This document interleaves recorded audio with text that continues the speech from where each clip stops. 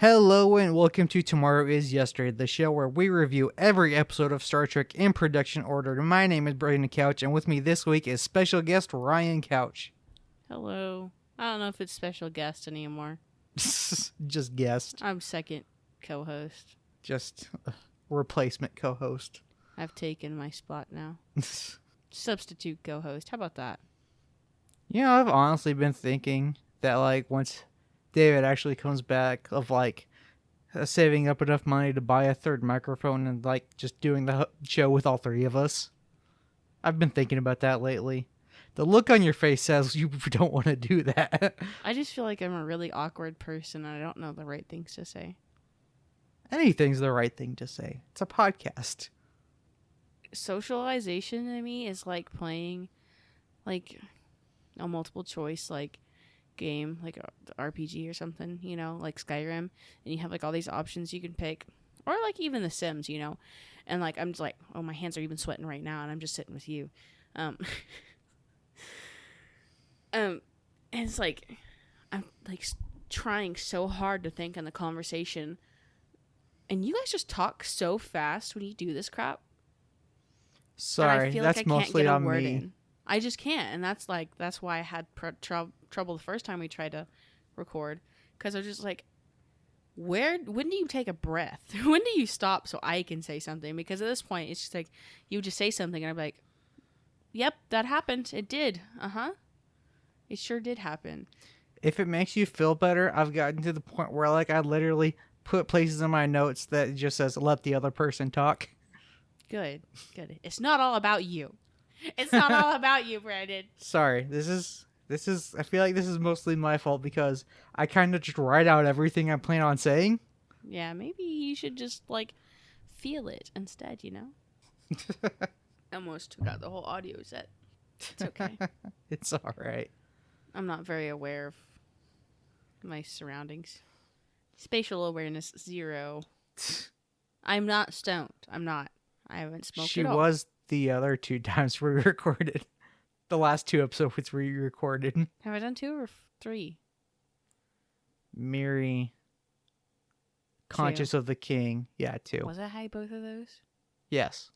Second one significantly less, though. The first one, I amped myself up a lot. I was like, I have to be so high that I'm just not Ryan anymore, or else I will not say anything. I'm that kind of introvert that, like, I have to be a certain level of under the influence to be social. Hey, I get it. It took me a while to get used to, like, being comfortable talking into a microphone for a podcast. I'm so proud of you for not having to use drugs. That's why I started writing out all my notes. Yeah, see, I can't write notes based on what you're going to say, though, because I don't know what you're going to say. David wrote notes this one time. It was just like a couple notes. And all of his notes I ended up mentioning before he got to him. And he was like, dang it, that was my note.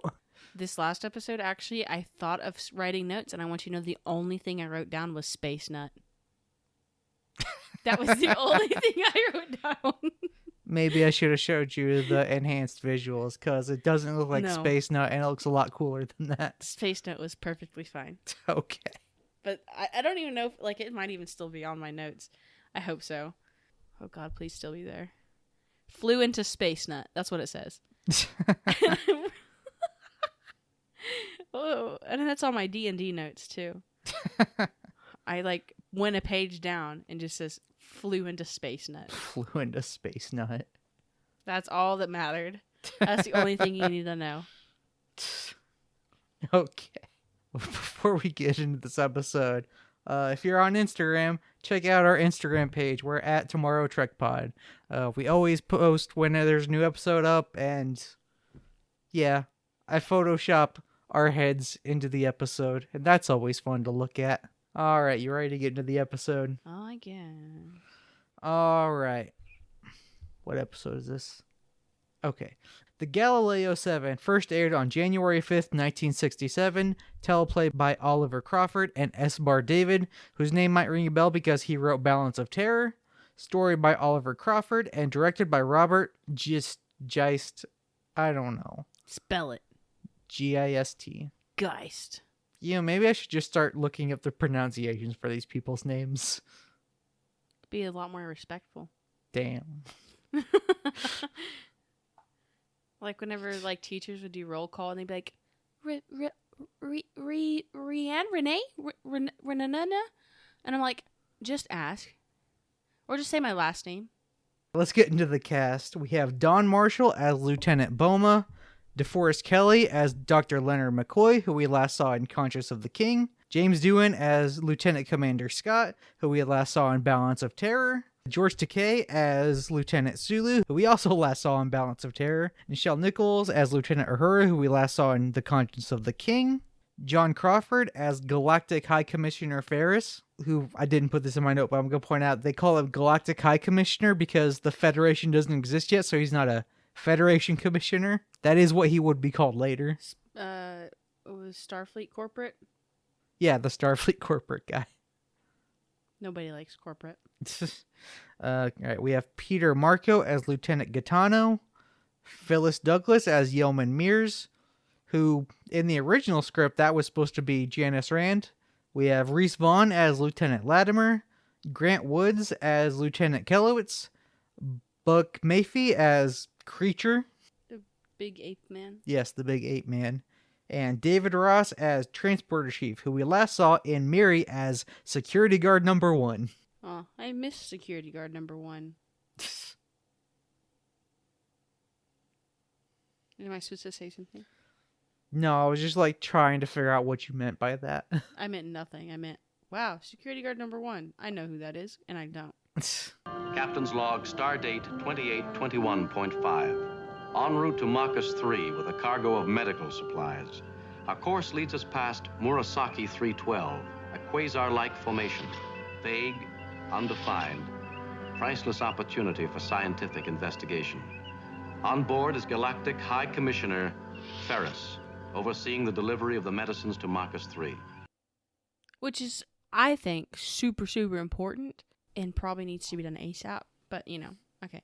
My opinions on that can wait because we haven't gotten into the drama yet. Okay. For the record, I agree. We're going to get into that. There was a lot of stupid decisions made, and I wholly blame Captain Kirk for everything that happened. Yeah, me too. Just saying. Kirk's on the bridge. Commissioner Ferris walks in and tells Kirk that he's against stopping to study this thing. Kirk's actual mission is to get emergency medical supplies to a colony where a plague is actively killing people. Kirk says, as a Starfleet officer, he has to study any and every quasar he comes across, then clears the Galileo for takeoff. Just saying that the dude above him, that is Starfleet corporate, if he's like, hey dude, just this one time, maybe don't worry about this, and go save some lives, actually, maybe just do that. If you're getting permission from somebody directly above you to like, hey, you don't have to do, examine every space nut, just examine the ones whenever you're not currently en route to provide life-saving medical assistance, See, I agree. I don't like this plot point because Kirk is acting completely out of character. Getting medical supplies to a colony that's suffering from a plague would absolutely be Kirk's top priority. But he was like, oh, well, they're only expecting us in 5 days, not 3. Yeah. But it's like, okay, well, maybe we can get it to them and save more lives in those 2 days that it would have taken. He's like, but we're not supposed to rendezvous for 5 days. It's like, it's fine. It's like, come on. Yeah, I agree. Like, this episode would make a lot more sense if Ferris came in and ordered Kirk to study the quasar, and Kirk was like arguing that they're on a mission to like save the colonists' lives. Right, Kirk's the bad guy in this one, actually. Yeah, like if it was reversed, but in a way, it's also like very in character for Kirk, because Kirk hates it when like someone like above him, like a commissioner or a admiral or something, like comes in and starts like throwing their weight around. He's like, no, this is my ship. I do what I want. Man, that's crazy. That could be a weird opportunity for a power flip. Yeah, but also like I agree, like this episode, it's badly written, especially the Kirk plot point. So Kirk sucks in this episode. The plot sucks in this episode, and I'm tired of the Spock slander. That's enough. It's enough. They're being so racist. Okay, we'll get into the Spock stuff in a minute, but yeah, like the Kirk subplot is just really bad. And, like, this episode, like, makes Spock the main character. And that's probably why the Kirk subplot's so bad. Whoever wrote this episode, step on a Lego. Well, they're probably dead. I hope they step on Actually, a Lego I looked in it hell. up. They're both already dead. Are one of them the bad people that were very hypersexual and... No. Oh, well, I hope those Neither of them people was. step on the Lego. Neither of them was Gene Roddenberry. I hope he steps on a Lego. He's also dead. In hell. Sorry, I just don't like people being disgusting. Okay. Okay. Probably more like purgatory, less like hell. Okay. Star Trek purgatory. You have to relive all your worst episodes there. What does God need with a starship? That's a real thing. We'll get into it in a few years. A few years. God. It's the movie that William Shatner directed. It's the worst movie. They had like a literal, like, what is it, the Greek god impersonator?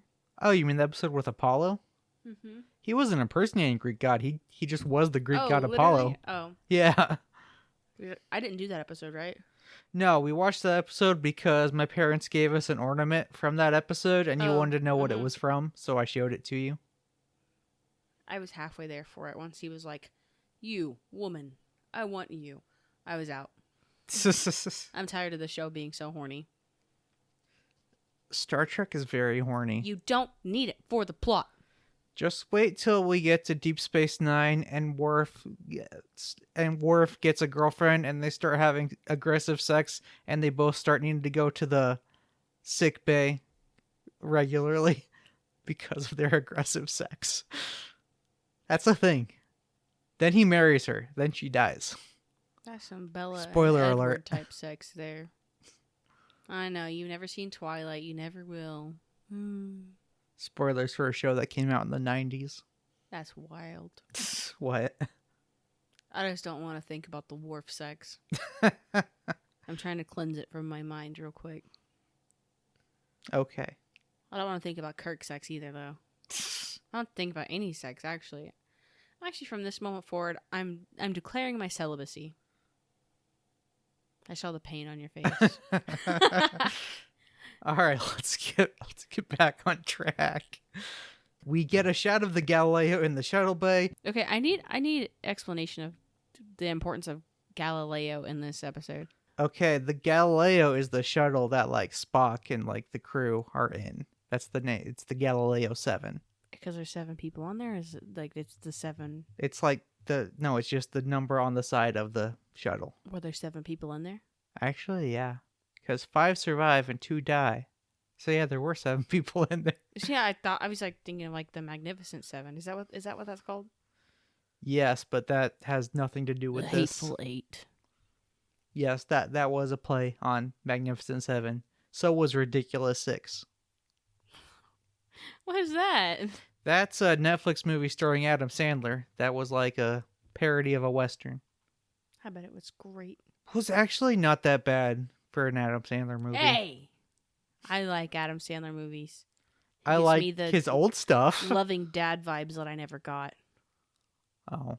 So we get a shot of the Galileo in the shuttle bay. Inside we see Spock commanding the shuttle. Kirk gives the order to launch and we see the Galileo flying out in space.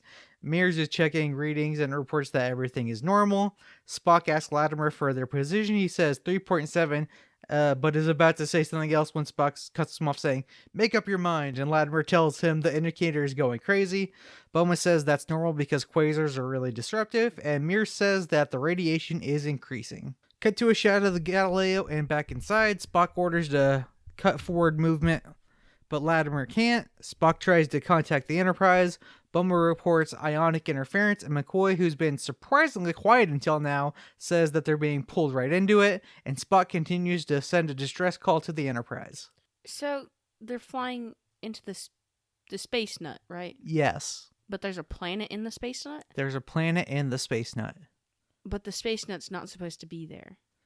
Well, the space nut is like a quasar. I don't know what that is. It's a space thingy. What? No way. Like, what is it? Like, give me some sort of, you know what? I don't know. Like, it's a real thing? It's giving off... Is it a real thing? I'm pretty sure. Okay. It's giving off ionic interference, which is affecting with both the instruments on the Galileo and the Enterprise. Are a subclass of active galactic nuclei, extremely luminous galactic cores where gas and dust falling into a supermassive black hole emit electromagnetic radiation across the entire electromagnetic spectrum. This reminds me of the time that David looked up salt while we were recording an episode. I love sodium chloride. Well, it was the episode with the salt vampire, and David was like, why would they need salt? And I was like, it's yeah, like if you're like in a desert, like salt would help. And then he looked up why. I didn't know. Yeah, that's a thing. But like this lady was actually like a salt vampire though. Yes. It wasn't just like a standard human needing salt. No, it was a salt vampire. For some reason, I still don't understand quite what a quasar is or why it's around a planet and not a black hole. 60s science fiction. Actual quasars look a lot cooler than what that episode portrayed, though. Yeah, that's because I showed you the original version, not the remastered version where they actually made it look really cool. Did it look like that? It actually did kind of look like that, yeah. Oh, that's crazy. Okay, back on the bridge, Uhura can only pick up a few words about being pulled off course. Kirk orders to find the shuttle. Sulu says they can't get anything on scanners. Kirk goes to the science station, and the computer tells him there's ionic interference. Ferris walks in and asks what's going on, and Kirk says, that thing out there has ionized this complete sector. None of our instruments worked. At least 4 complete solar systems in the immediate vicinity. And out there somewhere, a 24-foot shuttlecraft. Off course, out of control. Finding a needle in a haystack would be child's play. And that's our teaser. Dang. I just feel like I've been an edgy hater this whole time. And I'm going to try to chill a little bit. Okay. This ain't Jerry Springer. You know Jerry Springer has a podcast now? Yeah, he's also a judge. I didn't know that. Didn't he die? I'm pretty sure he's still alive. Probably. He's still alive. Now we're about to find out. He's dead. He died last year. Oh. He used to be the mayor of Cincinnati. Dude. I didn't know that. This man was checking off all the side quests. It's weird that I got an ad for his podcast like a month ago. Okay, 1944 to 2023. 79 years old. Crazy. Captain's log, stardate 2821.7.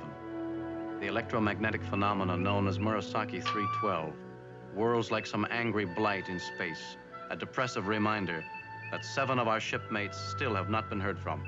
Equally bad, the effect has rendered our normal searching systems useless. Without them, we are blind and almost helpless. I guess they just weren't that technologically advanced back then. On the bridge, Ferris is reading Kirk the Riot Act. You shouldn't have sent them in the first place. Our mission to Marcus 3 should be your priority. And he's right. Absolutely. Yes. Kirk's like, I understand that, but I have scientific duties like investigating the Murasaki effect. Scientific duties, but also like regular like life-saving duties. I mean, you're not going to be like, oh, wow, it's an eclipse today and I'm dedicated my entire life to studying the eclipse and this dude just gets like shot right in front of you. If you're like, I'll keep studying the eclipse real quick and not like, holy cow, let me call the authorities, you know? You're crazy. Yeah, I still say like this episode should have been like the commissioner guy being like, you have to study the space nut, and Kirk saying like, we have lives to save. Yeah, that would have made it better. This shouldn't have ever been an argument at all. Yeah. Boy was on something that episode. Yeah, but honestly, I think Kirk is just studying this thing to piss the commissioner off because that's Kirk. He hates it when other people try to give orders on his ship. I'll pull off this mission and also get the stuff delivered. Nothing could possibly go wrong. Exactly. Zap Brannigan moment. I don't know if you've ever seen Futurama. Little bit, not much. But you're aware of Zap Brannigan character. That's like the Shatner Kirk parody, right? Yes. Okay. I think the last time we talked about this, like neither of us could remember the guy's name, but like you mentioned that character. Oh yeah, Captain Zap Brannigan. All right. All right. Kirk then says that he has Tuesdays to find them. Then Uhura tells Kirk that there's only one Class M planet in the system. For listeners unfamiliar, Class M is a planet capable of sustaining human life. I'm not a listener, but I wasn't also aware of that, so thanks. You're welcome. Class M means livable. Yes. It's a Is pretty that like human life or just like some type of life? human life, Oh. Vulcan life. I think for the most part humanoid life. Like it's like a standard thing in Star Trek, the Class M planet. You gotta think, because there could be life that like doesn't breathe air that we do, you know?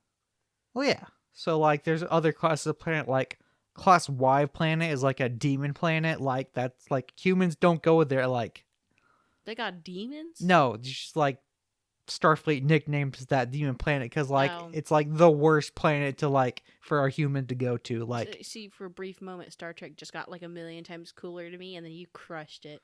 I mean, Star Trek does kind of have demons. I just wanted like confirmed like demons. Like, that'd be so cool. Like they already got like literal gods. Like Yeah, they got demons in Star Trek. actually, yes. I just remembered that a big thing in Deep Space Nine is the Paw Wraiths, which are like demons in the Bajoran religion, but they're also like actual space things. Oh, I'll take that. That's okay. So yeah, like I'm pretty sure towards the end of that show, like they possessed one of the bad guys. This is off topic, but the pop filter smells good. Okay. Don't know why. Only thing that's ever like breathed into that is you and David. To be fair, David has not touched these microphones since November, so it's probably just your breath. I don't think it smells like my breath because I didn't brush my teeth today. So it's just like the actual thing itself smells. It's not like a good kind of smell, but it's kind of a smell that I like how I like the smell of gasoline or like old musty basements. It's like that kind of good. Maybe it's from last time when you got high and breathed into it. I didn't breathe into it last night. Last time. Oh, last time? No. Doesn't smell like marijuana. Okay. I would know. All right, so where was I? Yeah, Class M planet, and it's right in the center of the Murasaki effect. Kirk then has Sulu set course for Taurus 2. That's the name of the planet. Cut to the Galileo. Inside, once McCoy collects himself, he jumps into action, checking to make sure everyone's alright. After the crash, Boba then tells us that the magnetic potential of the effect was such that, as we gathered speed, it was multiplied geometrically, and we were simply shot into the center of the effect, well, like a projectile. Who's saying this? Bulma. The guy who really hates Spock by the end of this. Okay. Okay, so they were just like rocketed towards the planet, basically. That's it. Basically, yeah. Okay. All Lots right. of crazy words to just say something simple. That's just science fiction. See, that's where I like get lost because I'm like, oh, big words brain can't do. That's why they end it with like a projectile. Alright, Spock tells Scotty that he has his work cut out for him, then tries calling the Enterprise with no luck. McCoy gives Spock an atmosphere reading. Spock doesn't like McCoy's little additions to it, like, well, it's great if you're not running a marathon. Spock just wants the facts. Spock sends Latimer and Gaetano out to scout the area, then they walk out of the ship through this really cool door that like automatically opens and closes. It was a cool practical effect. I don't know. It looked like there was definitely people on the other side, like pushing pieces of cardboard. Well, there was, because it was the 60s. It was so awesome and so cool, and I liked it a lot. You don't have to do that. Don't patronize me. Certified Rianne approval. Don't patronize me. It's the hater in me. I'm not saying it's bad. I'm just saying it looked goofy. I did like it. It's a cool door concept, but executed goofily. All right. McCoy asks Spock about the chances of the Enterprise finding them. Spock says that it's bad and the Enterprise won't have their equipment, so they'll have to see the shuttle, so they need to get airborne. That sounds like a pretty good goal. Yeah. Any thoughts on this scene? We haven't really got to the parts where they start making really stupid decisions yet. Yeah. Okay. I'll keep going then. So far, they're in the clear. It's safe. It's fine right now. But it's like, you know, I already know the impending, like, what the effery, you know? So. Okay. On the bridge, they're trying, but they've got nothing. Kirk calls the transporter room and ask if they're running, they say, "Not 100%, Captain. We beamed down some inert material, but it came back in a dissociated condition. We wouldn't dare try it with people." That's so cool. You just come back and you just like goop. Yeah. Kirk orders to prepare the Columbus for takeoff, and that's when Ferris, who this whole time has just been leaning in the background with his arms crossed, waiting to open his mouth, jumps up to tell Kirk he has no chance, and Kirk says he has until 28:23.8 to search, and he'll keep going until the last possible second, like a good captain would. Although a good captain also probably wouldn't have sent him in the first place. Yeah, I I'm was gonna just say, he saying. done lost his kudos points for this episode. Ferris throws his weight around, and Kirk's just like, yeah, and orders the Columbus to launch. Now you're going to have 2 shuttles lost. I mean, that's where it could go, but... Nah, this one doesn't get lost. I'm just saying, like... It could happen. It could happen. Back on the planet, Spock's scanning the outside of the shuttle, and McCoy comes out to talk to Spock about his big chance. Spock doesn't know what he's talking about, and McCoy says that this is Spock's first command, and Spock says, "I neither enjoy the idea of command, nor am I frightened of it." And after seeing Spock's trajectory throughout the films, I wholeheartedly think Spock's telling the truth here. It just means like he doesn't care if he commands or not. Well, yeah, it's like he's not like, "Oh yeah, this is my big chance for my career." He's just like, "I'm in command. It's a thing." This man for real just doing his job. But yeah, I feel like that makes a lot of sense because like in the movies, like he becomes a captain, but what does he do as captain? He's still just Kirk's first officer. Interesting. But just as a captain. Are there 2 captains on the ship or something? By the end of those movies, there are 3 captains on that ship. I don't think Kirk that should be a thing. By the end of those movies, like everyone's ranked up so much. Spock's a captain, Kirk's a captain, Spock's a captain. Scotty, who is the engineer, is also a captain. And everyone else is a commander. Actually, by the end of those movies, Sulu is also a captain, but like he's captaining his own ship. It's like having multiple managers on one shift. It's like, why do you have so many managers here? And then, so it makes sense to me now. I've made it logical in my head. It's like logical. It's like if you had a GM, but like you had like other employees who just have been working there so long that they also get the same pay as the GM, but they're not the GM. They're still the under managers. Captain though. Yeah. But they're not acting captain for that ship? They're not acting captain. They just have the rank of captain. Oh yeah, it's like, so at work you can have like 3 or 4 managers on a shift, which doesn't ever happen unless like the people that audit us come in. And like then you got the one who runs the shift. It's their shift. They get to tell people if they can go home or not. But then you have other managers there, and they have to listen to what the other manager says because it's not their shift. Okay. So it makes sense to me. Okay. I've got it. All right. So yeah, the whole scene's about just McCoy saying like, "Yeah, Spock, you've always thought being logical is the best way to command. Now you can prove it." Back inside the shuttle, Scotty tells Spock things are really bad. They've lost a lot of fuel, have to lose at least 500 pounds. Spock immediately says that that's the weight of 3 grown men. McCoy, seeing where Spock is going, says, "Or 500 pounds of equipment." And Spock tells him that they don't have that much spare equipment. It's time to start taking apart the ship. Or conveniently send some people off onto an unknown, explored planet and just see what happens. Conveniently. All right, this is where Boma starts throwing a fit. "So 3 of us have to stay." Spock answers that unless things change drastically, yes. Boma asks who's going to choose. Spock's commanding officer, so he'll choose. Boma suggests drawing lots. Spock says he's better qualified than random lots, and then says that his choice will be logical, and McCoy responds, "Mr. Spock, life and death are seldom logical." And then Spock says that they should go outside to look for minor damage on the hull. Once he's gone, Boma says, "If any minor damage was overlooked, it was when they put his head together." And McCoy says, "Not his head, Mr. Boma. His heart. His heart." At this point in the show, do we know that he's half human? Yeah. When did that like? That was like the pilot. Really? Yeah. Like, not like the pilot that they didn't make, but the pilot with Shatner that they did make. Well, no, actually, in that episode, he says he has human ancestors. It's the episode after that we learned that he's just talking about his mom. I mean, So yeah, very early we learned that Spock is half human. okay. Cut to this very foggy location covered in rocks. Latimer and Gaetano hear this scraping rock noise along with loud growling. They can't tell what direction it's coming from. They kneel down behind a rock. Latimer climbs on top of the rock. We see a large spear hurled by a large hair-covered creature. Hurled is a very, very strong word for this situation. Oh yeah, what word would you use? Gently tossed. Gently tossed.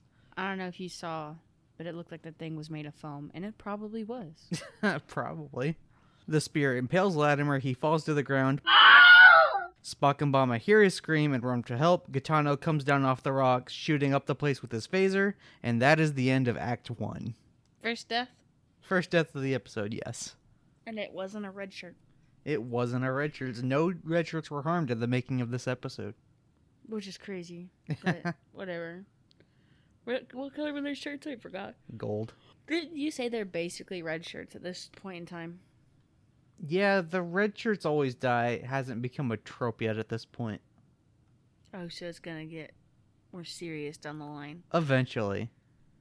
But yeah, the only reason I know that that's not a trope yet is because I've been keeping track of it on this podcast. And I feel like we've had more of every other shirt die than red shirts. It's okay. Their time is coming. Their time is coming. Count your days, red shirts. Spock and Bowman make it to Gaetano. Spock asks what it was, and Gaetano says something huge, points to where it was, and says he thinks he hit it. Spock runs over to find it. Bowman asks Gaetano if he saw it. It says it was like a giant ape. Spock comes back, says there was nothing there. Gaetano immediately gets defensive, and Spock's like, calm down, I'm not calling you a liar. Never like... so I get it on one end, and then on the other, I also get Spock's point of view. He's like, well, it's not here. But then also just like, you're gaslighting me. Spock the gaslighter. Yeah, he was just saying it's like not here now. Yeah. But I don't know. I don't know how I'd feel about that if I was like, dude, I just saw this creepy dude looking through my window. And if you were like, oh, I don't see anything, I'd probably be like, he was there. Well, yeah. Well, like, obviously Spock knows there was something there because there's a giant spear inside Latimer. You mean there just aren't random giant spears lying around with no extra cause? Spear just growing out of the ground. Yeah, I mean, it's a new planet. It is a new planet. It hasn't been explored before. Spock picks up the spear and compares it to the Folsom Point from Earth's history. Spock calls it not very efficient, which sets Boma off. There's a man lying there dead, and you talk about stone spears? And yeah, he's trying to learn about whatever it is that killed Latimer, so hopefully he can prevent any other crew members from being killed. They must have, like, minimal knowledge of Vulcans at this point or something, because he's not going to sit there and be like, this man died. I know, right? It's like, first of all, there's danger around. You're not going to sit there and mourn. You need to focus on the situation. You need to make sure everything's safe and try to figure out what the heck is going on. You're not going to unkill him. He's already dead. He's dead. Like, you're not going to bring him back, which is crazy at that point in time. I feel like you should be able to bring people back to life, but yeah, like this episode's about how Spock's bad at command because you can't just be logical. You need like emotional intelligence to be able to like relate to your crew and like not do offensive things like this, and but also like to like predict what other creatures might do. But also, yeah, the crew kind of sucks. I think you can still have a logical understanding and still be able to function and do that. Yeah, if you have an understanding of other people and other cultures and things like that one episode with the Forever Kids, and they just started punching this dude that could have just been a random inhabitant of this planet. They just started punching him whenever all he wanted was his bike, right? Where was the logical and emotional evaluation to handle that situation? Well, that situation, it was just this creature started attacking McCoy, and they were trying to get it off of McCoy. Yeah, but they just like beat the crap out of this thing. Like, he like ran out and he said, "It's mine, it's mine, it's mine." At that point, you're like, "Oh crap, I'm backing off, dude. I'm backing off." You have a point. I'm just, maybe I'd make a good command officer. Maybe you would. I don't know. I'm really emotional. I'm like the opposite of Spock. Zero logic, only emotional. You're McCoy. Am I that much of a jerk? No, but like he's like the opposite of Spock. He's like always being emotional to the point where sometimes he's just being stupid. Isn't he like a grumpy butt? He can be. That's me for real. It's usually when he's talking about Spock, though. When he's being a grumpy butt. That's me at my managers. Kitano says they shouldn't leave the body there. Spock agrees, even offers to help, but Kitano gets all racist and says, "No, we'll do it." I don't know. The whole Spock hate in this episode just all it's goofy to me. It's goofy. Yup. Think that's trademarked. Probably. Yuck. The moment Goofy's copyright's up, they're gonna start putting that laugh at the beginning of the Disney movies to trademark it. Disney's gonna come and yuck you up.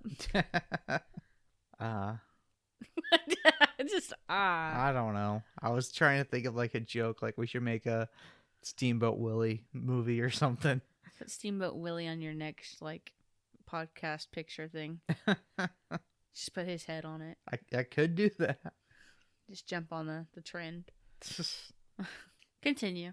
Captain's log, stardate 2822.3. We continue to search. But I find it more difficult each moment to ward off a sense of utter futility and great loss. On the bridge, Uhura reports that Columbus is back from quadrant 779X by 534M, but found nothing. Kirk tells her to send them to the next quadrant, then asks how engineering's doing with the sensors. Still down. Transporters? Still unsafe. Then Ferris speaks up, this time softer, not aggressive like he was previously.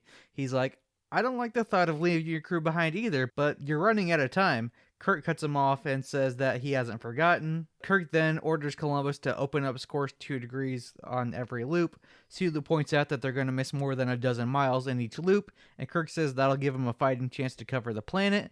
Then Ferris goes to the turbo lift and says, you have 24 hours, Captain, like some supervillain. Time starts now.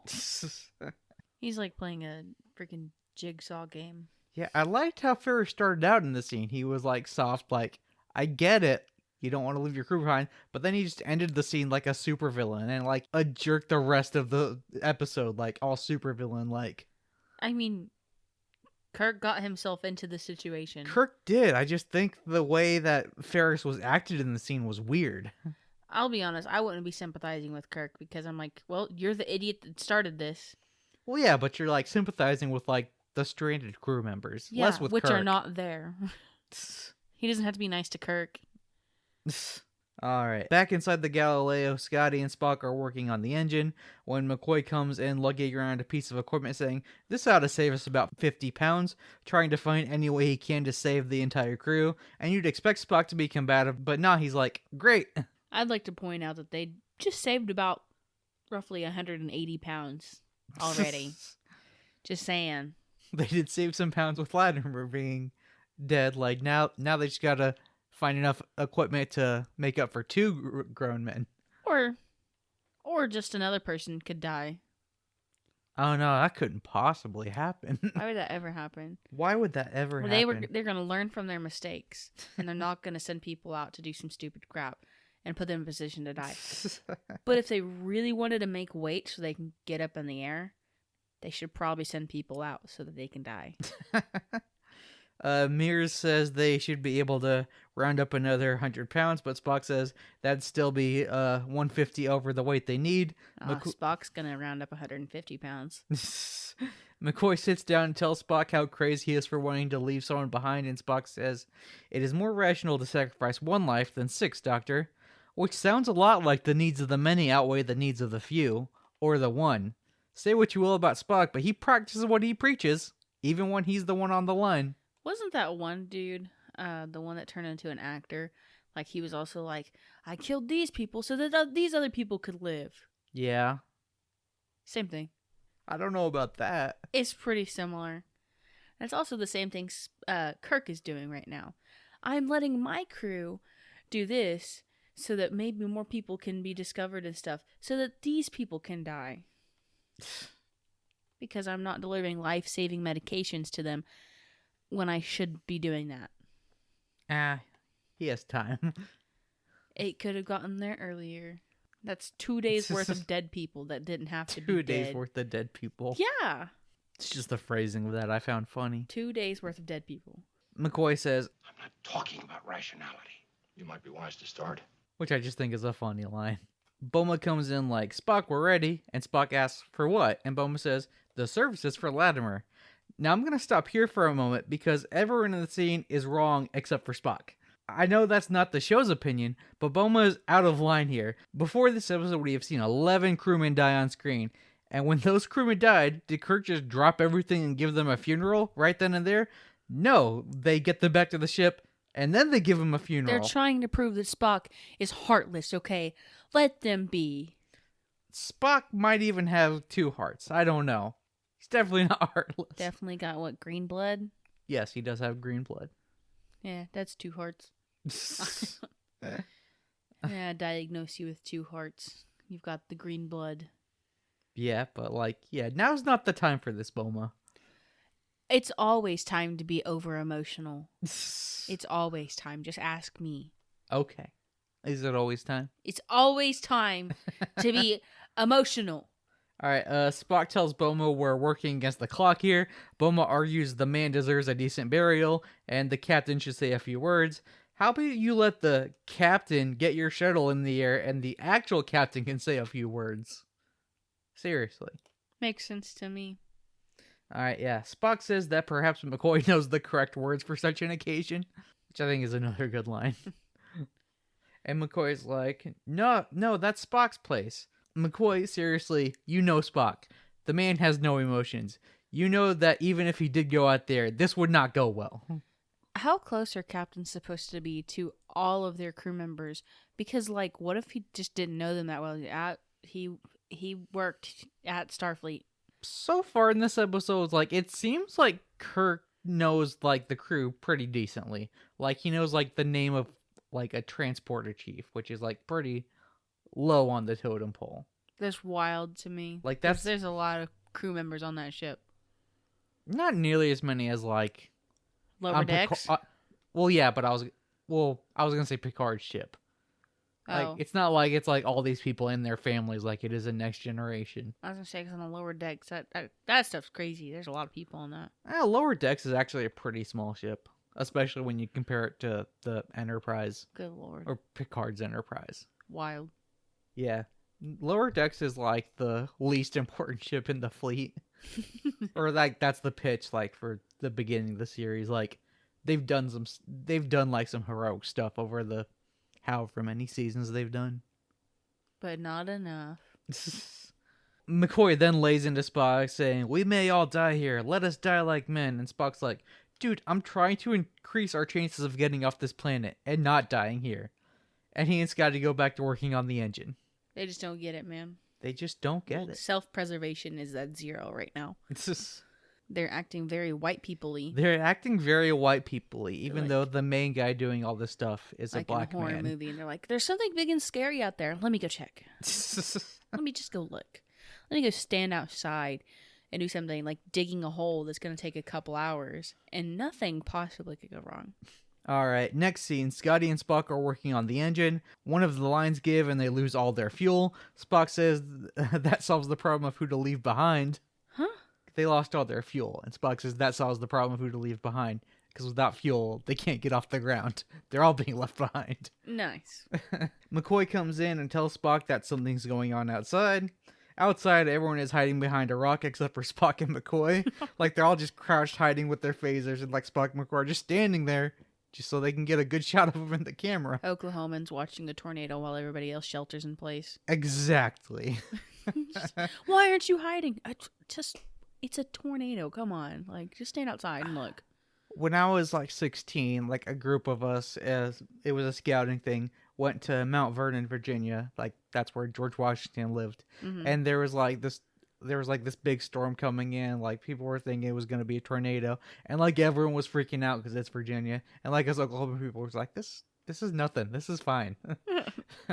There are loud growling and scraping sounds. Gitano says they're gonna attack. Bulma's like, well, it could just be a tribal thing, and Spock thinks their weapons are too primitive to be tribal.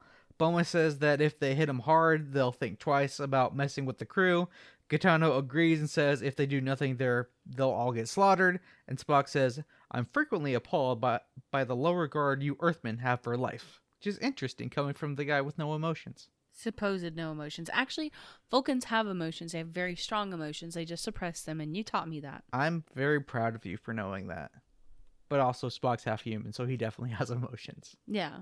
That's why that was the first point I was going to make. And then I was like, wait, you're wrong. He probably feels way more emotions than we do. Yeah, I'm not sure that the whole Vulcans having stronger emotions has been established yet at this point. I'm not sure on that. But you are right, and I am proud of you for knowing that about Vulcans.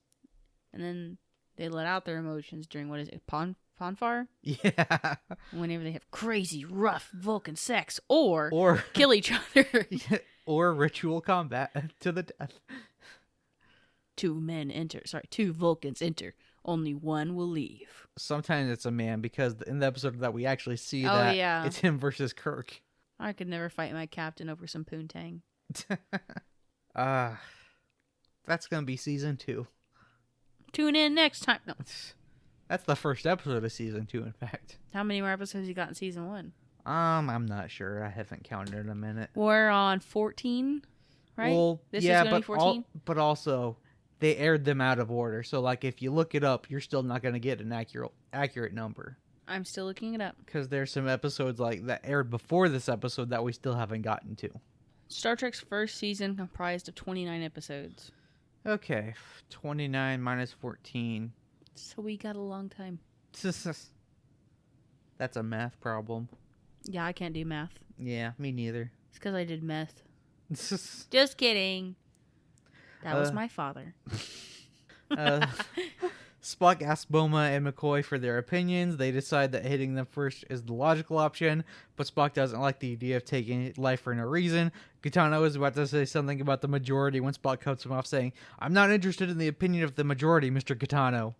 Which reminds me of the time that Bailey, I don't know if you remember this, but Bailey's this character from an early episode that me and David just hate because he's terrible. But in that episode, Bailey said, I vote we blast. And Kirk said, I'll keep that in mind when this becomes a democracy. Dang. Yeah. Just saying, I kind of sided with, I think it was Spock that said, I don't think we should take life unnecessarily, right? Yeah. I sided with him at first on that one. This might be the only time that, like, McCoy started making sense, was like, maybe we should kill him. Or, like, hurt them to, like, send a message. But anyways, because I have the deep, deep, primitive white woman in me where I could see a actual grizzly bear and I'd be like, oh, puppy, come here. And, you know, I wouldn't think, oh, that's dangerous. I'd be like, that thing couldn't hurt a fly. I've actually seen, like, some black bears in person before, like a mama black bear and, like, 2 baby black That's bears. probably the worst bear you could ever be around is a mama bear with her babies. It ran away. I wasn't too close to it. Was it at camp? It was kind of. It was a scouting thing. We were hiking up in the Ouachita Trek. Nice. So, yeah, it was in the mountains. But yeah, I was just saying, I sympathized for a second, and then once I realized, oh, yeah, these guys are just going to kill you. Maybe attack. I did feel a little bit like a dummy there for a second. So then Spock orders McCoy and Mears to help Scotty in the ship, and orders Boma and Gaetano to come with him. They're going to shoot to scare, not to kill, and Gaetano doesn't like that. They're in that foggy place we saw the creatures earlier. The creatures throw a spear. It doesn't hit any of them. Spock shoots one that's holding a leather shield. He just hits the shield and it drops it. Gaetano and Boma can't see anything, but Spock can hear them. He tells them to aim their phasers for 10 and 2. Gaetano says they should hit him dead on. And Spock says, yes, I know, but fortunately, I'm giving the orders. I like the power play there. Spock has some attitude in this one. Everybody got some attitude in this one. Everyone does have attitude in this one. Everybody's except for PMSing. Ahura and Sulu. They're the only ones who For don't. real. All the main, main people. Well, I guess, okay, Ahura and Sulu are also main people, but I mean, like bosses, basically. Yeah. Which Spock and, like, Kirk and freaking Starfleet corporate. Scotty also doesn't have an attitude in this one. He's the only one who's actually just, like, listening to Spock and doing what Like, Spock man, says. I'm just here, bro. I just work here. I just work here. I just work here. I just want to fix my engine. For real. Alright, Spock gives the order and they fire. Spock and Boma leave for the ship and leave Gaetano to stand guard. nothing's totally gonna happen to Gaetano. Yeah, we just got attacked. You guys just wait right here. Gaetano's totally just like a beloved character who shows up throughout the series. Forever and ever. I remember Gaetano in Strange New Worlds, and Actually, he could be in that because that's a prequel, but he's not. He's not in that. I remember him in Picard. That'd be because Picard's really old in that. He'd be so much older than Picard. Dang. Back at the ship, Scotty has an idea. He can adapt the shuttle to run on energy from the phasers. McCoy says the only problem is phasers are their only defense, but Spock decides to go with it. When Mears and McCoy don't want to give up their phasers, Spock reminds them that in less than 24 hours, the Enterprise will have to give up its search and leave, and if they're not in orbit before then, they're dead no matter what happens. Back on the Enterprise, the transporters are working now, so Kirk orders the landing parties to search the planet. Back on the planet, Gaetano is attacked by one of the creatures. And that is the end of Act 2. Who could have ever guessed that he would be attacked? Oh no, my Certainly favorite not me. character. My favorite gold shirt. I gotta take my Gaetano poster down now. Rest in peace. That would be funny, just to have a Gaetano poster. I can get one.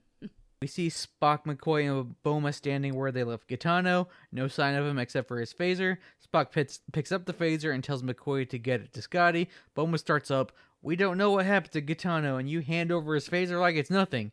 Then Spock gives McCoy his phaser in case he doesn't come back. McCoy asks where he's going, and he says he's going to go find Gaetano. Good luck. Then there's this moment between McCoy and Boma where McCoy is like, I just don't get it. He'll risk his life to find Gaetano, but he's just as likely to order him to stay if he does. Boma asks if the ship will ever leave, and McCoy says, not if we don't get these phasers back, and they leave. I don't know how I feel about McCoy in this episode. Sometimes I feel like He's being a butthole. he's being dumb, and other times I feel like he's like right on point. This episode's just too flip-floppy. Yeah, It's playing with my emotions. playing with your emotions. Mm-hmm.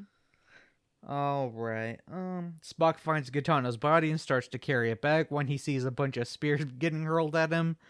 He makes it back to the Galileo, and McCoy immediately points out that they don't seem to be scared. Spock says this is illogical, they should have ran away when they saw our superior weapons. McCoy's like, you mean respect? And Spock's like, yeah, and then McCoy gets really mad and says, Mr. Spock, respect is a rational process. Did it ever occur to you that they might react emotionally with anger? Gotta talk to Spock like he's a child at this point. This is what I meant when I said, like, you need, like, emotional intelligence to be in command, because, like, Spock couldn't predict what was happening because he was just thinking logically and not thinking, like, that the creatures might have emotion and react that way.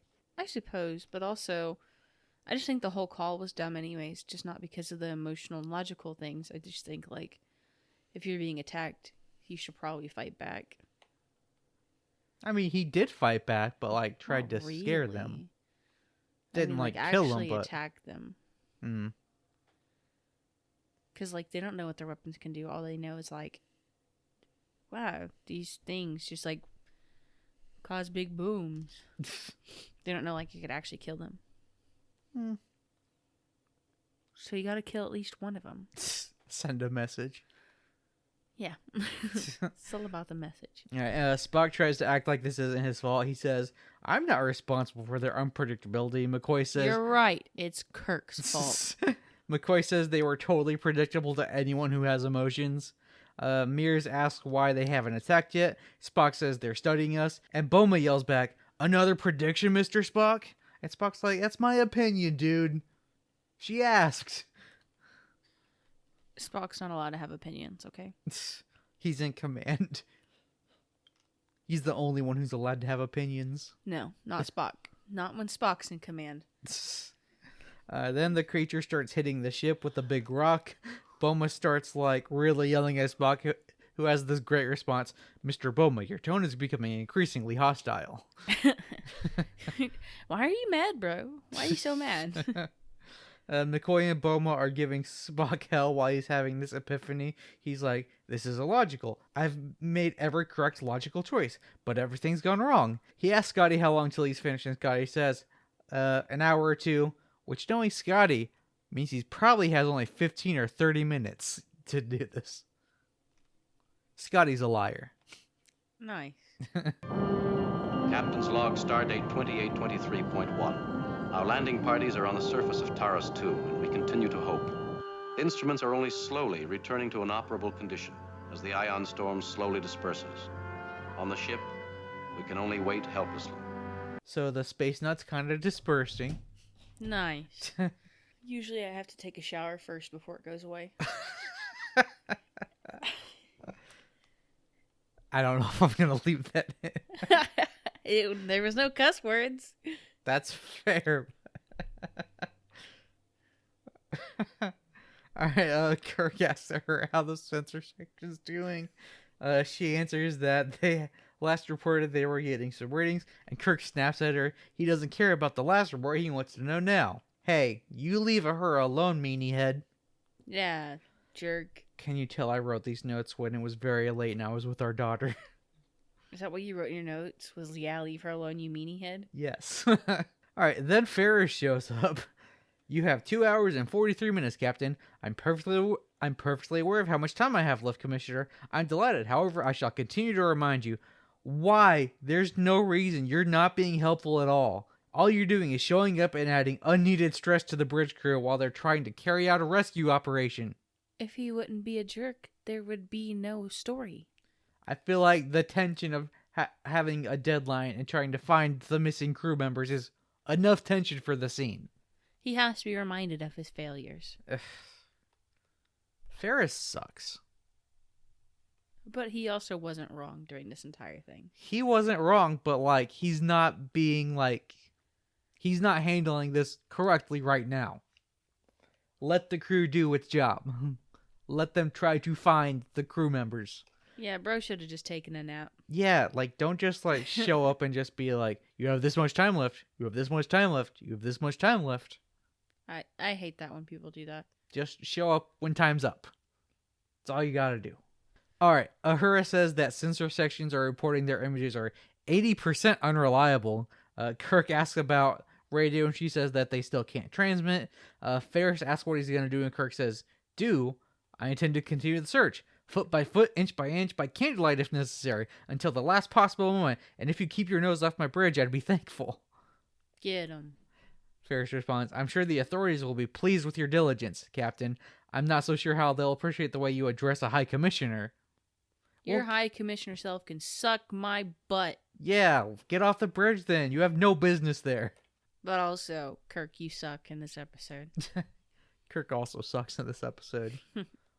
He's good when it comes to the search, but not like the decisions leading up to the need of the search. They both can suck each other's butts. Kirk reminds Ferris that he's still in command, and Ferris is like, yeah, for another 2 hours and 42 minutes, and leaves. That's enough time. Actually, it doesn't end up being enough time. It's enough time. Back in the Galileo, Spock asks Scotty how much power is in the batteries.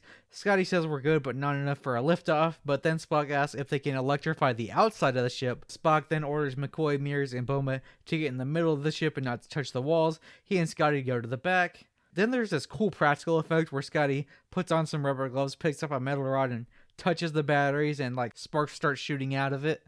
That's pretty neat. I thought it was a cool effect. I wonder how they did that. They probably just like really touched an electrical thing to a rod, and the rubber gloves were really rubber gloves. Maybe. The creatures go away. Spock says they'll be back when they realize that they weren't really hurt. Spock tells Boma to look for anything in the back that they can get rid of to lighten the ship, and Boma says that Gaetano's body is back there. Spock says they'll have to leave it behind. Boma says not without a burial, which isn't his call.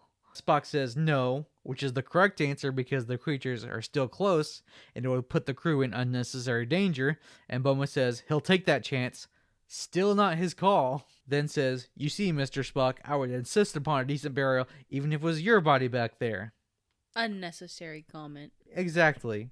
In fact, that's the point where like Bones and Scotty or like jump and be like, that's enough. But yeah, Boma, for all you know, Vulcans believe that burying a body could trap the Vulcan soul inside, that they can't move on to the afterlife. You know nothing. Don't push your beliefs on others.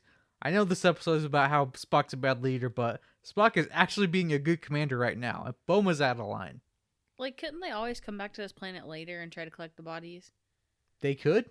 I think that would probably have been the best decision. But you know, McCoy and Bowman know best. Or they have transporters working right now. I mean, they don't know this, but like once they get up there, be like, hey, can you transport those other bodies? They can transport bodies? Yeah, because they established that in the one with the salt vampire, there was like a dead crewman, and like once Kirk got back to the ship, he told the transporters like, we got a man left behind down there, and they're like, we'll take care of it. Dang. Intense. So yeah. It is fair though, like that they wouldn't assume that they could do that because Well, yeah. they obviously haven't been transported up. Yeah, because like they don't know that because like it's the still thing's still going on, so like the ship's systems are still like kind of down. But what makes the most sense in this situation right now is taking everybody outside to spend another couple hours to dig a hole when they were just attacked. All right. Then Spock says that they can have the barrel if the creatures allow it. You say burial like an Oklahoman. Burl. Burl. All right. Back on the Enterprise, one of the landing parties is being beamed up because they got 1 dead and 2 injured. They pull Lieutenant Kellowitz up on one of the screens, and he tells Kirk all about the creatures that they've been dealing with. They're the same creatures, right? Yeah. Ferris comes in to tell Kirk his time's up. Kirk's like, but they're still out there, and Ferris says, so are the plague victims. Which just reminded me that Ferris was right, and Kirk never should have set the Galileo out. Yep. Like, I forgot about that until this point in the episode. It stayed on my mind the whole time. Kirk then tries to say, but I've got 2 search parties out, and the Columbus isn't back. Ferris then rightly calls Kirk out for stalling and orders him to call back his crew so they can leave. Ferris leaves. Kirk orders her to call back everyone and for Sulu to set course for Machus 3. And that is the end of Act 3. We're in the end now. We're getting there. Captain's log supplement. The search parties have returned to the ship. The Columbus is on its way back. I have been compelled to abandon the search. On the bridge, Uhura reports sensor beams are functioning, but not their other systems. Kirk asks how long till the Columbus gets back, and Uhura answers 23 minutes. And Kirk's probably thinking, I can do a lot in 23 minutes. I'm sure he could. Back in the Galileo, Mears are trying to contact the Enterprise, but getting nowhere. Scotty just finished draining the phasers, then tells Spock that if they shed every ounce they can, they might be able to make orbit. Spock asks how long they can hold it, and Scotty says, a few hours, but that's it. But they might be able to save enough fuel for a safe re-entry. Spock says landing here again isn't an attractive possibility. Scotty answers they don't have a lot of options. Spock then asks Scotty how long till they can lift off. He says 8 minutes, so then Spock tells McCoy and Boma they're lifting off in 10 minutes, and they have that long to bury Gaetano, and he's gonna help. Let's go. That's crazy. What? Like, what if like the soil was just rock? What are they gonna do? Put a bunch of rocks on top of them? Probably. Well, I think at this point, they know that's not because they buried Latimer. I know, but I just now thought of it. We get a shot of the Columbus landing in Enterprise's shuttle blade, then cut to the bridge. Uhura reports that the Columbus and all landing parties are on board. Kirk orders Sulu to head for Machus 3 at space normal speed. Sulu's like, really? And Kirk's like, yeah. He then orders to aim all sensor beams at the planet while they fly by it. Back on the planet, McCoy and Boma are attacked by flying spears. Spock orders everyone to the ship for immediate liftoff. Spock tries throwing a spear back, then gets pinned down by a big rock. He starts yelling for them to leave him behind, but McCoy and Boma come back for him and they all get back to the ship. Once on the ship, Spock scolds them for not taking off. McCoy says, don't be stupid, we weren't going to leave without you. Scotty's trying to take off, but the creatures are holding the ship down. Spock tells Scotty they need to use their boosters. Scotty says they won't be able to hold orbit without them, and Spock says, would you rather stay here? Oh yeah, this place is nice. And honestly, it's comparable to Hawaii or Five-star experience. establishment. Honestly, this is actually how I want my staff to treat me at any restaurant that I go to. I want them to throw spears at me. You want them to throw spears at you? Yeah. All right. They lift off and everyone starts celebrating with Spock. Tells them that even if they achieve orbit, they can't hold it long, so they might end up right back there. At least they tried. Spock's a party pooper. Pooping on parties, boy. Spock says that by saving him, they may have ruined what small chance they have for survival, and the logical choice would have been to leave him behind. McCoy's sick of logic, and Spock says, that's an illogical attitude. Dang. Scotty says they have enough fuel for one orbit, and Spock says using their boosters ruined their chance for a safe landing. And Boba deduces that means they're going to burn up on re-entry. Your mic is running away from you. My mic is running away from me. Mir says she doesn't want to die up here, and Spock just says, it's better than dying on the planet. Well, that's too damn bad. Which I'm not sure I agree with. I'm not sure that this death is better than a death on the planet. Yeah, no, you just burn to death. Yeah, and on the planet, you just be like impaled by a spear real quick. And clearly that's an instant death somehow. Yep, instant death. Instant death. Y'all see Latimer? Insta-kill. For some reason. Scotty reminds Spock that earlier he said there were always alternatives. Spock says maybe he was wrong, and McCoy says, at least I've lived long enough to hear him say that. It's crazy that he's not heard him say that up until now. McCoy says, well, Mr. Spock, so ends your first command. Spock tries hailing the Enterprise one last time. Then he dumps all their fuel and blows it up, launching the Galileo forward. Then everyone starts freaking out. They had 45 minutes, now there's about 6, and they ask Spock if he's lost his mind, and he's like, maybe. If you're gonna die, might as well just do it faster. I don't know. On the bridge, Sulu sees the line made by the Galileo's fuel. Kirk asks if that's a meteor, and Sulu says no, it's holding a straight line. So Kirk orders that to turn around and have the transporters ready. Back on the Galileo, Scotty's like, wait a second. That was a distress signal. You sent up a flare. Spock says, too bad no one was there to see it. Then there's this nice moment between Spock and McCoy. It may be the last action you ever take, Mr. Spock, but it was all human. Totally illogical. There was no chance. That's exactly what I mean. Yeah, humans don't use logic at all. Not even a little bit. On the Enterprise, transporters are locked on. The Galileo's filling up with smoke, and they're about to crash into the planet when they're beamed out. On the bridge, Sulu says whatever it was just burned up in the atmosphere. Uhura reports that 5 people were just beamed up alive and well, and Kirk orders Sulu to head to Marcus 3. And this last scene on the bridge is so great, I'm just going to act out the whole thing. Okay.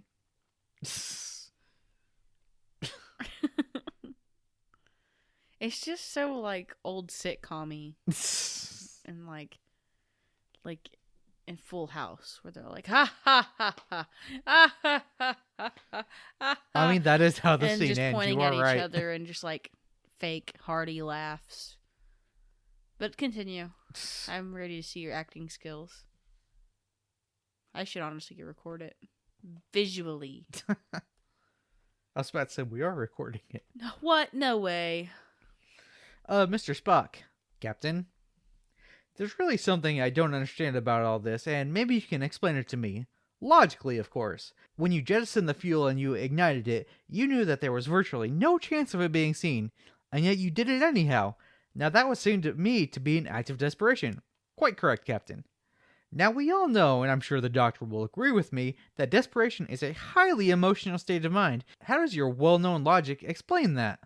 Quite simply, Captain. I examined the problem from all angles. It was plainly hopeless. Logic informed me that under the circumstances, the only possible action would have to be one of desperation. Logical decision, logically arrived at. I see. You mean you reasoned that it was time for an emotional outburst? Well, I wouldn't put it in exactly those terms, Captain, but those are essentially the facts.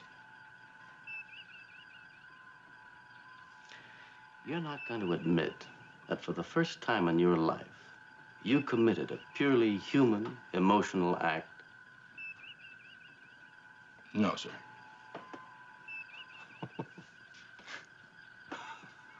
Mr. Spock, you're a stubborn man. Yes, sir. Everyone is laughing, and that is the end of the episode. Ha ha ha ha ha. Ha ha ha ha ha. Ha ha ha ha ha. Alright, I'm done. Now let's go to the red shirt death count. This week we lost 2 gold shirts, which means in total we've lost 2 beige shirts, 4 blue shirts, 4 gold shirts, 1 hazardous guy, 2 red shirts, and a total of 13 crewmen. And we do count the beige shirts as red shirts, so we still have 4 red shirt deaths on the board. Only 4? Yes.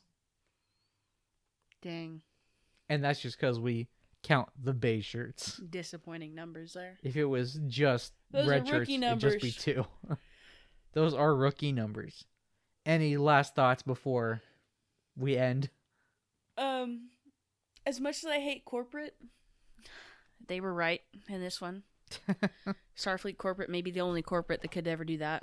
See, it was, in all technicality, it was less of like a Starfleet thing, and that guy was like more like, say if there was like a politician or something like on the Enterprise. Oh. Makes more sense. Yeah. All right, you can find me everywhere out Couch Talks Movies. Ryan, tell the people where they can find you. That's how I ask David every time. Hold on. Okay. I have to open everything and load it one at a time because I don't remember this crap. I have no social media. You won't find me anywhere. And I don't want you to unless it's on video games. In which case, Pokemon Go. You can add me at 3975-1416-3377. And then on Clash Royale, you can laugh. I don't care. Keep going. Clash Royale, it's just mostly letters.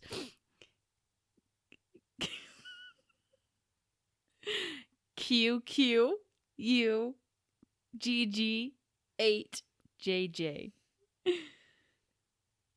And I think it's all the ones that I can add people on. I don't know how to add on Monopoly Go. Okay. I have a really bad problem.